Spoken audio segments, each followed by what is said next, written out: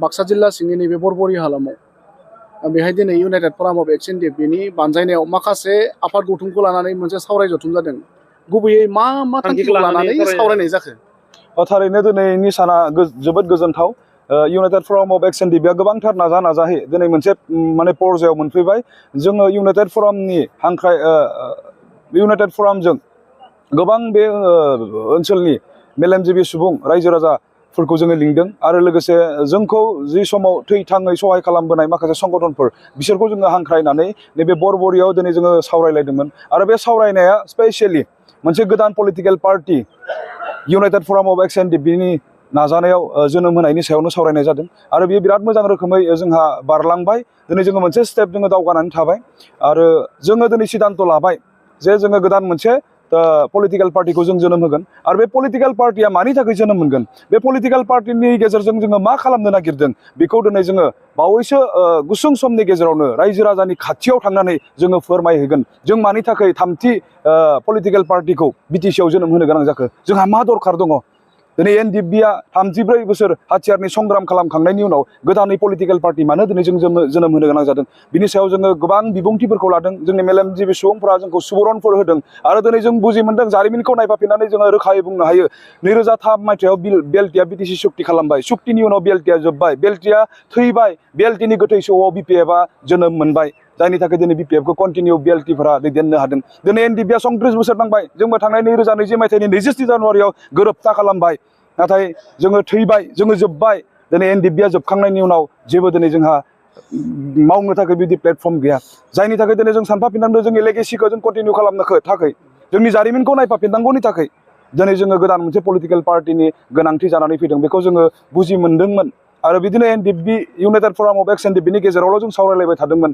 जेब्ला जोङो थांखि मोनसे लानानै रायजो राजानि खाथियाव थांबाय, मेलेमजिबि सुबुंफोरनि खाथियाव थांबाय, जोंखौ सापर्ट खालामग्रा संगठनफोरनि खाथियाव थांबाय, जों जेब्ला रायलायबाय गोबांथार जों सुबुरनफोरखौ बै समावबो जों मोनबोबाय। आरो दिनैनि तारिखाव अर्थात दिनै बरबरिनि बे जोंनि डिजिगनेटेड केम्प गोदोनि बेयाव जि सावरायमेल, बेयाव जोङो फुललि सापर्टखौ जों मोनबाय आरो मोनसे फाइनाल स्टेपआव फैबाय जे 100% जोङो गोदान मोनसे पलिटिकेल पार्टीखौ खोब गुसुं समनि गेजेरावनो जोङो डिक्लेयार खालामगोन। दिनै जों बेबायदि पर्यायाव बे सावरायनायनि गेजेरजों जों सफैनो हाबाय। स' बेवहाय आं खावलायगोन साफ्रोम बिटिसिआव थानाय जाथि जनगोष्ठी, नोंथांमोना रेडि जानानै था। जों नोंथांमोननि थाखाय मावनो जों नागिरदों। दिनै बे 17 बोसोराव जोङो जि सरकार नुबाय, बे 5 बोसोराव जों जि सरकार नुबाय, बिनिख्रुइ जोङो साबसिन जों मावनो नागिरदों। मानसिनि थाखाय जों मावनो नागिरदों। बे थांखिखौ लानानैनो दिनै जोङो गोदान मोनसे पलिटिकेल पार्टीखौ जों जोनोम होनो नागिरदों। बे पलिटिकेल पार्टीया रावनिबो हेंथा नङा, बे मानसिनि थाखाय जागोन। जों जिहेतु दिनै नासयजानाय, गादबजानाय, सोबख'जानायनि थाखायनो जों जुजिनो गोनां जादोंमोन, जाहाथे जोंबो बुहुमनि बिखायाव मान सन्मान जों देरगा दुरगायै थांनानै थानो हायो। जोंनियावबो लामा मोजां जायो, जोंनियावबो हस्पिटाल जायो, जोंनियावबो इउनिभारसिटि जायो। गुबुना जेरै हरनि खोमसियाव स्राङाव थानो मोनो, जोंबो जाहाथे जों स्राङाव थानो मोनो। बेबायदि माखासे थांखिफोरखौ लानानैनो दिनै एनडिएफबिआ जुजिबोखादोंमोनखा। थ' दिनै जों नायदों, दिनै जोङो बे 17 बोसोर जि सरकार, नैबे 5 बोसोर जि सरकार, बिनिख्रुइ जोङो बेटार मोनसे अल्टारनेटिभ मोनसे पलिटिक्सखौ, राजखान्थिखौ दिनै जों लाबोनो नागिरदों। आरो थोंजोङै जुदि बुङोबा बे राजखान्थिया मानसिनि थाखाय राजखान्थि जागोन। दिनै जोङो सोरनिबा सरकारजों खालामनो नागिराखै।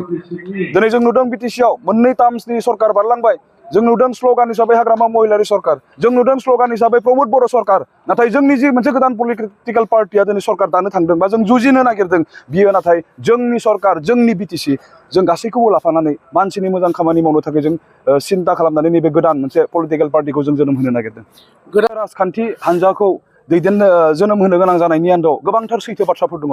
दिनै एनडिएफबिहा गावनि निजासा मोनसे प्लेटफर्म गैयैखाय, आं दहायबो बुंदों 34 इयार्स नांनायनि उनाव जोङो सुक्ति खालामनानै जोब्बाय, थैबाय। जों एनडिएफबिखौ कन्टिनिउ खालामनो हाया। नाथाय जोंहा जारिमिन दङ, थांखिफोर दङ। बेखौ नायफाफिननो थाखाय जोंनो पलिटिकेल पार्टीनि गोनां। आरो दिनै जों नुदों बारलांनाय माखासे समाव आंनो खुद बिपिएफनि प्लेटफर्माव थानानै जोंनि जेंनाफोरखौ जों सुस्रांनायनि थाखाय रायजोनि खाथियाव थांनानै भट बिदोंमोन। गोबां एनडिएफबिफोरा इउपिपिएलनि प्लेटफर्माव थानानै जोंनि जेंना सुफुंनायनि बेलायाव खामानि मावदोंमोन, खोथा होदोंमोन जे जोङो सरकाराव जुदि फैयोब्ला प्रमोद बर' बिथाङा खोथा होदों, जोंनि जेंनाफोरखौ फोजोबनानै होगोन, रन्जन दैमारिखौ बरनगोन, जोंनि जेलाव थानाय गासैबो गबोगोन, पलिटिकेल बेकिं होगोन, बिदि होननानै बिथांमोनाबो नाजादोंमोन। दिनै नुबाय बिपिएफआ बिटिसिआव पावाराव फैयाखै, जों जेखौ नाजादोंमोन। नाथाय इउपिपिएलआव जाय एनडिएफबिफोरा जोंनि जेंनाखौ सुस्रांनायनि सार्थआव खामानि मावहैदोंमोन, बिथांमोना पावाराव फैबाय। दिनै नुबाय बावैसो समनि सिगां जि क'क्राझाराव आसाम एसेम्बलि जालांबाय, बेयाव बिराद गोदोर मोनसे एग्जाम्पल, बिराद गोदोर मोनसे बिदिन्थि जोंनि गेजेराव होनानै गालांबाय। दिनै बर'फ्रा एमएलए दङमोन, लाकिलि जोङो आसामनि एसेम्बलिखौ क'क्राझाराव मोनबाय।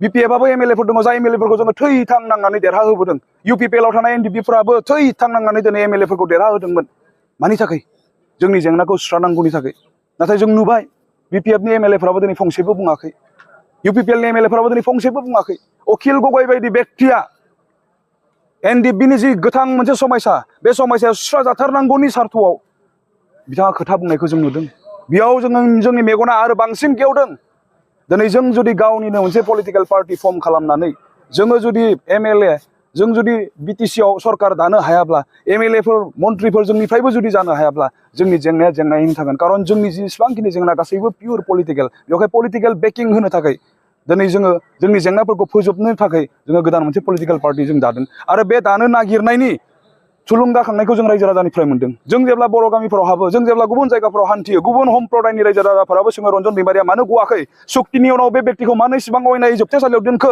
मा पिस एग्रिमेन्ट जाखो बेलाय बर' रायजो राजाफोरा जोंखौ सोङो मा अबस्था दिनै रन्जन दैमारिया गगोन ना गवा जेब्ला जों बाथ्राफोरखौ खोन्थायो अब्ला जोंनि बाथ्रा जोबैनि सिगांनो सोरबाया प्रमद बर'खौ रागा जोङो सोरबाया जोंनि माखासे दैदेनगिरिफोरखौ रागा जोङो आरो बुंनो नागिरो बिथांमोना मानो बरननो बे बरनबा बे गबोयोब्लानो दिनै बिथांमोननि गादिया गोमागोन होननानै बिथां रायजो राजाफ्रा जोंखौ बुंदों आरो दिनै जों बेजों थुलुंगाखांदों दिनै सम फैबाय नोंथांमोना रन्जन दैमारि सारखौ जुदि गजानो लुबैदोंबा नोंनि आखायावसो दिनै रायजोनि आखायाव बेयो दिनै जोंखौ बिराद थुलुंगाखांहोदों खारन साफ्रोमबो रायजो राजाफ्रा दिनै रन्जन दैमारि सारखौ बरननायखौ गनायखौ हास्थायदों आरो बिनि मुङावनो जोङो गोबांथार जों खामानिफोरखौ जों मावलांनो हागोन होननानै जों फोथायदों बा राजखान्थि हान्जाया नैबे बिटिसि हालामावल' जागोन ना बिटिसिनि बाहेरावबो बे गोहोम गोलैगोन नोंथाङा थारैनो मोजां कुइसनखौ आंखौ सोंदों दिनै पलिटिकेल पार्टिया बिटिसिनि इलेक्सना खाथिखाय जोङो सिगां बिटिसिखौ जों टारगेट खालामग्रोदों आरो बिनि उनाव जोङो सारा आसामाव जोंनि बे पलिटिकेल पार्टिखौ जों फेहेरगोन जेराव जोंनि सुबुंफोर दङ जेराव जोंखौ हास्थायो जेराव जोंखौ मोजां मोनो बेबायदि जायगासिम जों लांनानै जोंनि बे पलिटिकेल पार्टिखौ जों फेहेरनो जों सिन्था खालामनानै दङ थेंक इउ